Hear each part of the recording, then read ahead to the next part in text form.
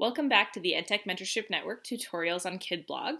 I'm Victoria and I'm going to be walking you through today how to add users to your Kidblog account. So we are on the web-based version right now, and I have just posted my welcome blog post to my kids, and one of my beginning activities is I could get them to leave a comment here.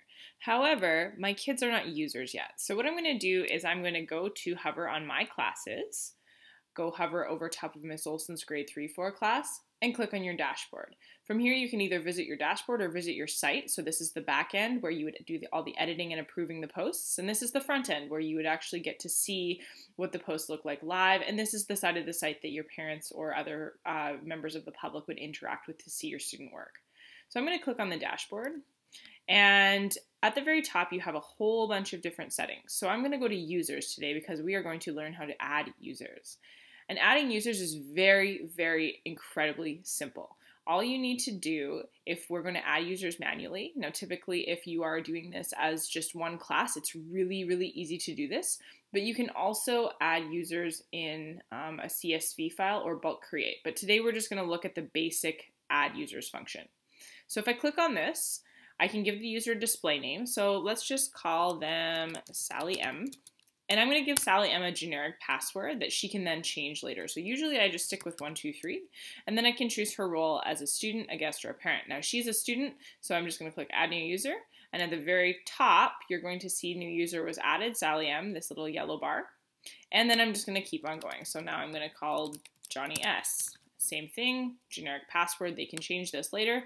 Add User. And it's as simple as that. If I want to go manage the users, all I have to do is click on Add Users, and I can edit. Maybe I've made a typo or something, or accidentally put the, a name. I want to change their name or whatever. I can edit or remove them. And same with you. So since my username says Miss Olson's class, I'm actually going to edit it so it just says Miss Olson. All right. And then all you have to do when you change anything is you have to scroll all the way down to the bottom and update the profile. You have the power to edit any of your students' profiles. So if for some reason they can't get into their password, all you have to do is go give them a new password here. You can give them a specific blog title. So instead of it just saying Sally M's blog, you could say Sally's Sassy blog or something like that. And then I'm going to scroll all the way to the bottom. Once again, you have to click Update User, because if you don't do that, your changes won't save. And when we go back to the front page, again, I'm going back and clicking on my blog title to get back to the site. I can actually see the students that I've added. And if I click on Sally, it's going to take me to Sally's Sassy blog. So there you have it. There's some quick and easy editing tips for bringing users into your class. Next time we're going to cover how to customize a few more things for the users, and then we'll jump in to posting. Thanks for watching this episode of ETMN, and we will see you next time.